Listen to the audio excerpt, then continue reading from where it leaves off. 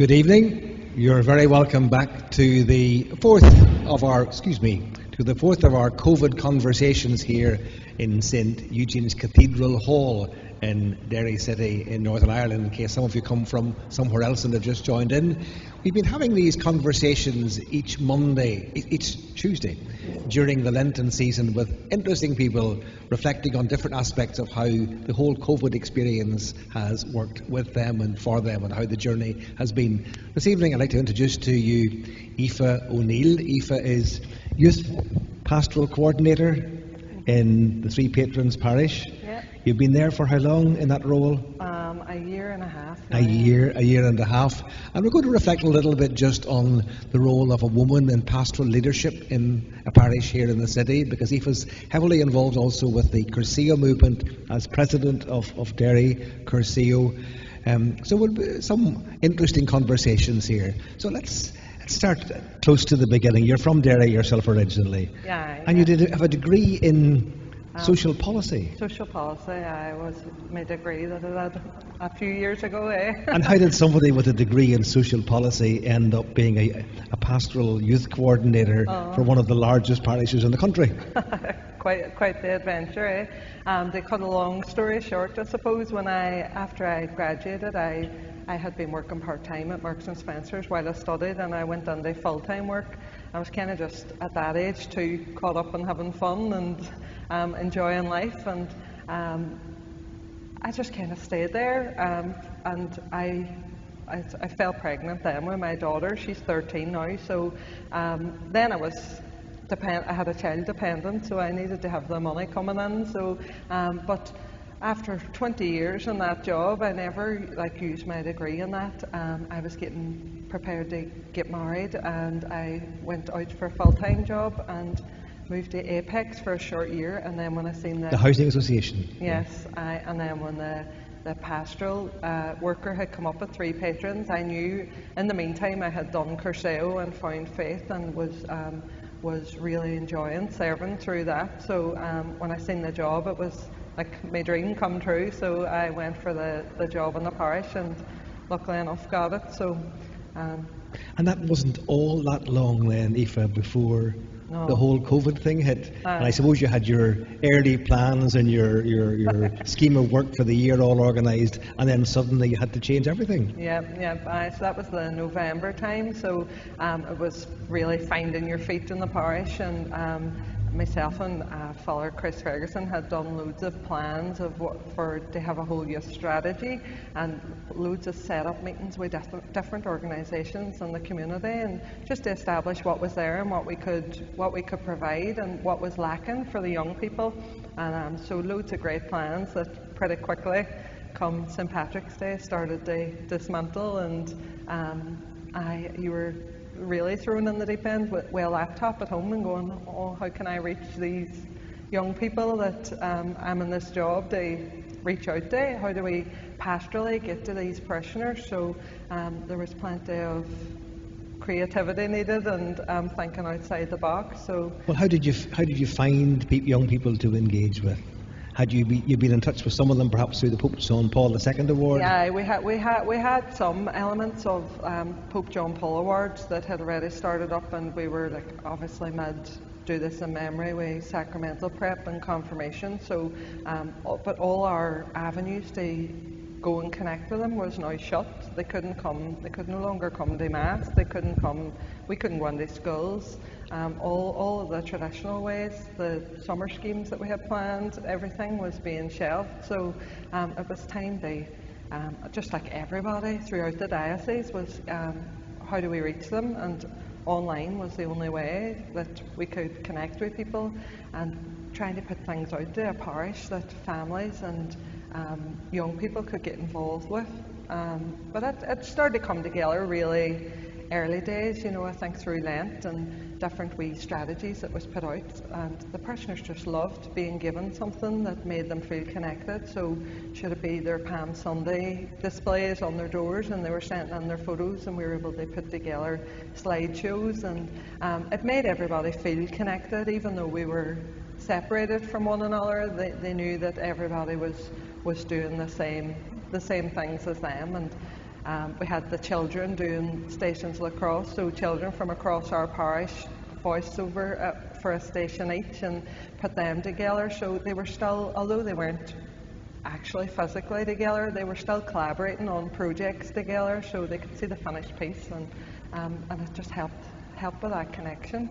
And I suppose many young people are A, creative, and B, very aware of IT and those social media platforms. Yes. I suppose there was a lot of creativity going on. Oh, great. I think especially in the secondary schools and with the Pope John Paul II award students, we were amazed to see they were in their comfort zone online, and they could teach us a thing or two, about how to use the platforms. And thank God for the young people, people like myself who weren't so used to the social media, the Instagrams, and we were soon having crash courses on how to put music over your videos and add on all sorts of stickers and texts, but they were able to shine really in a place where they were comfortable, and we were able to have much more meaningful connection, I think, especially with the JP2 age group. And a chance for, I suppose, serious conversations as well, and maturing conversations with some of them. Yeah.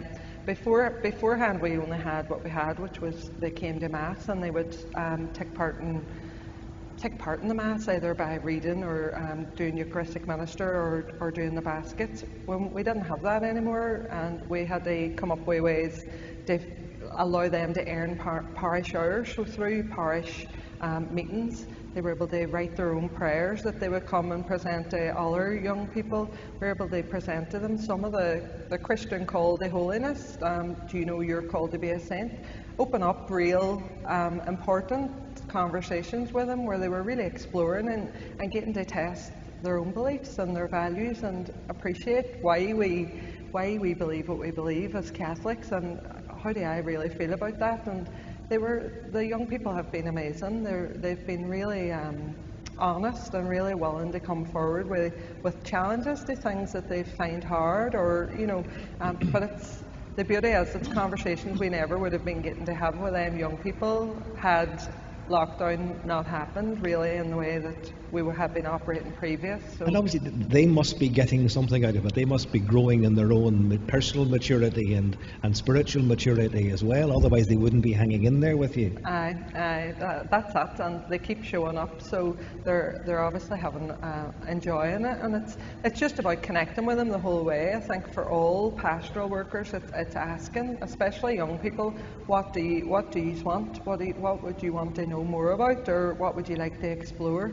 and then going together. Well, what sort of areas have they been most interested in? Is it who is God, or morality, or how do I pray, or all of those and more? It's a bit of everything, but really a lot of the morality. I think for young people, a lot of what's out there tests beliefs constantly, and they want to understand. But even more basic, just the call, I think, around the whole, what's most important is the theology of the body, really, what you were made to be, the person God made you to be, because everything in the secular world, online, social media, they're being bombarded with all sorts of messages of how they should be, how they should behave, and they need to hear the alternate, the truth. They need to hear the truth of that it's okay to be the person you were created to be. We aren't holding ourselves up against these airbrushed images and these Instagram perfect lives, and really getting them to dig deep into the reality of who am I, who did God create me to be, and trying to help them test beliefs so that they can stand up. You can't really stand for what you don't really understand. So giving them as much opportunity to test, really. And helping them to have those conversations with other young people who are struggling at least with the same questions, that they're not on their own saying, I want to live a good life, not just that good life, saying, I want to take care of my body.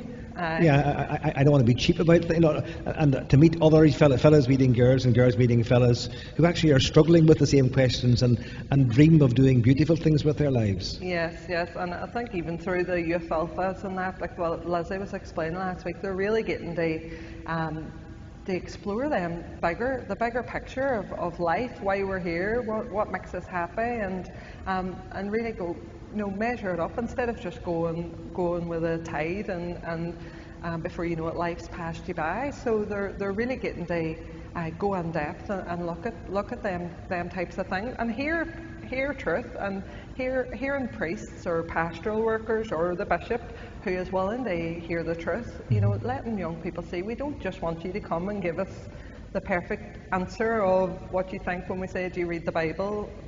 As some young people would think, you just want to hear, I read it every night and that's great. We want the truth, and we want, what can we do to help them and make things more, break it down more to them, put it more on their level. And you mentioned the Cursillo movement was important at some stage in your own journey, and clearly you've become very much involved in it here in the city. For those who've never had any contact with Cursillo, A, what is it? And B, how did it help you on your own faith journey?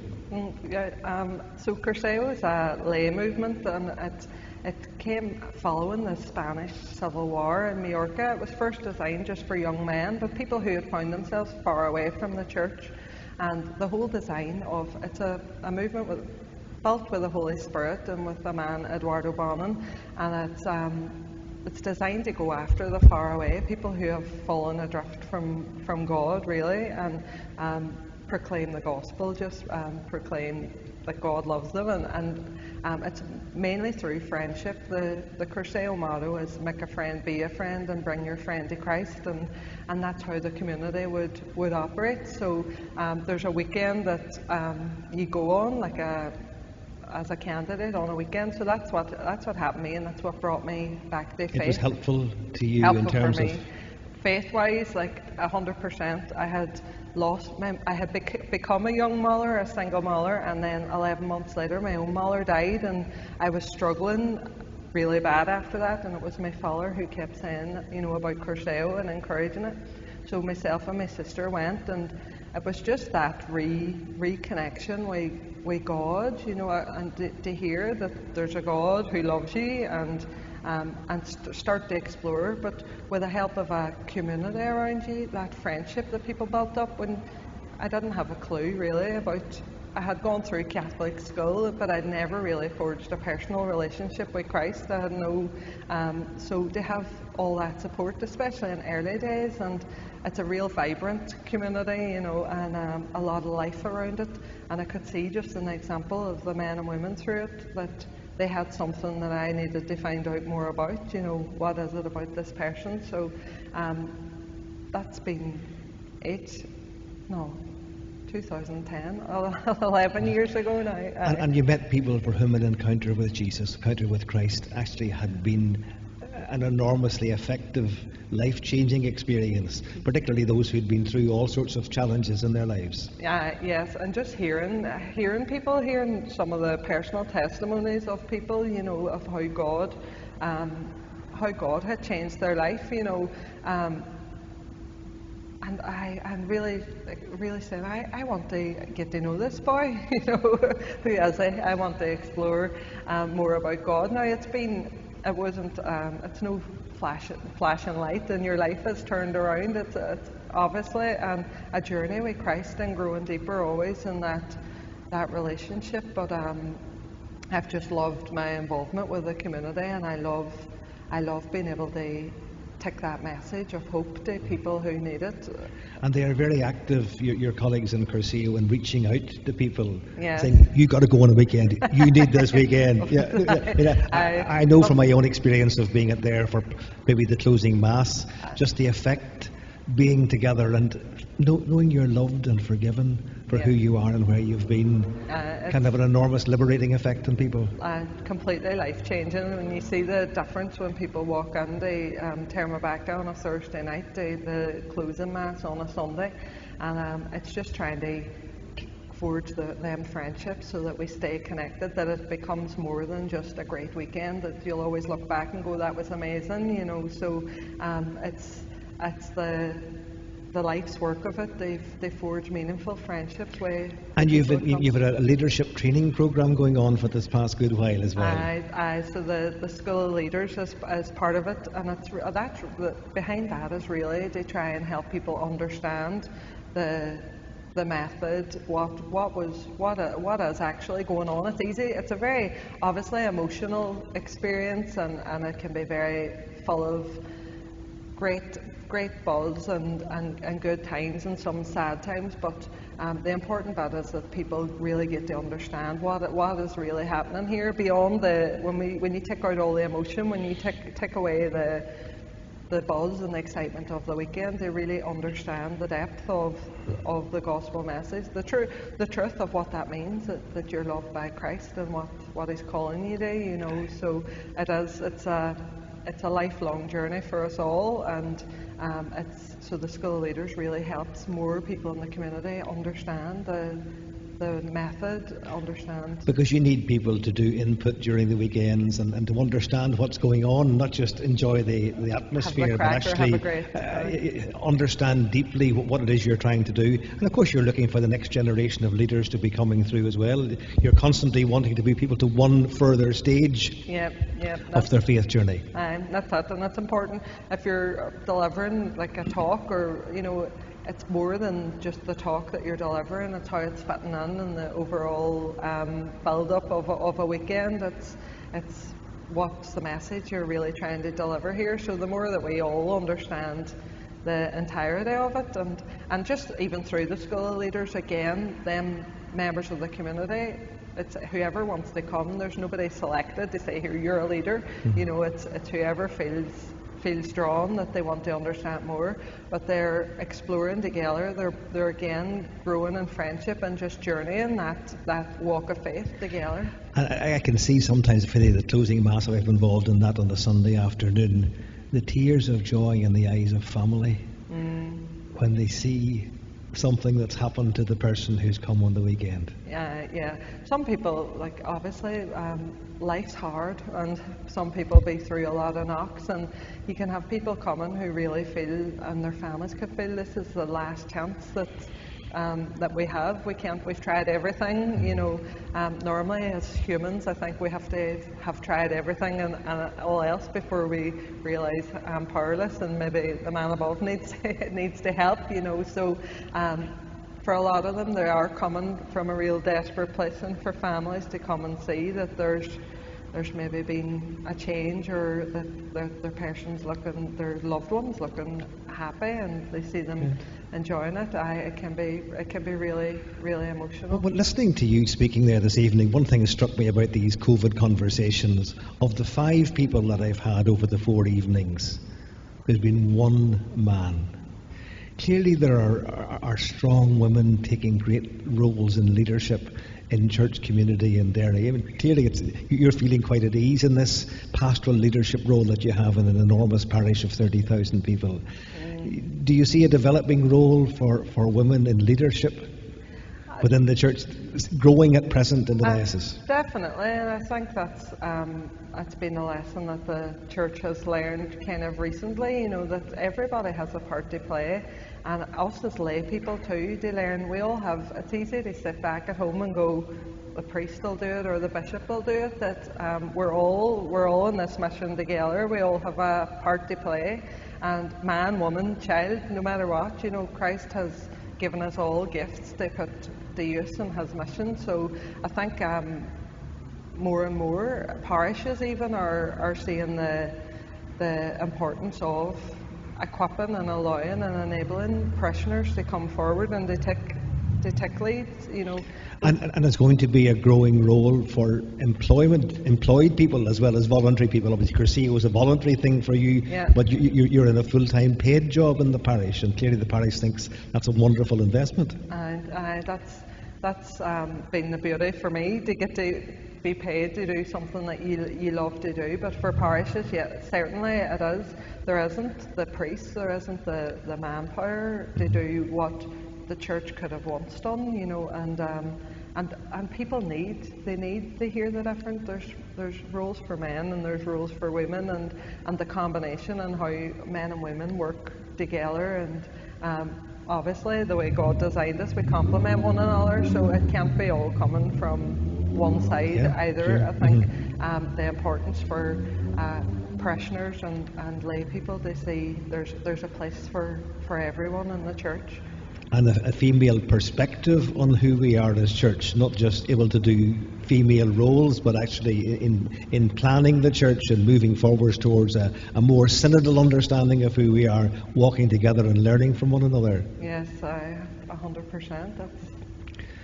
Because young people need both male and female role models, I imagine, in parishes to look up to. They definitely do, and they see examples, just seeing role models of how people can live their life, and to see normal. A priest is a very specific, obviously they're living a life a bit apart from people, but to see normal lay people, a wife, a mommy, maulers, young single people, all the different pastoral workers that we have in parishes, for young people, for all ages, to see that there's a part for all of us. And I think you've said cooperation between parishes has been growing during the lockdown as well. Oh, that's been great, and all our fruit of COVID, I think, because we've all been plunged into this unknown, and we're all navigating together. But to see how parishes, the shared resources, sharing ideas, and different pastoral workers coming together, and even more than in the Diocese of Derry, I think in youth ministry we've been blessed with the Catholic Youth Ministry Ireland all coming together. Zoom is a wonderful invention that means where we never would have had an opportunity, as all the youth ministers in Ireland sharing in the same meetings, having conversations, sharing ideas, what works, what doesn't. I think it's been fair to say that Derry has done more than its fair share of contributing to some of the workshops.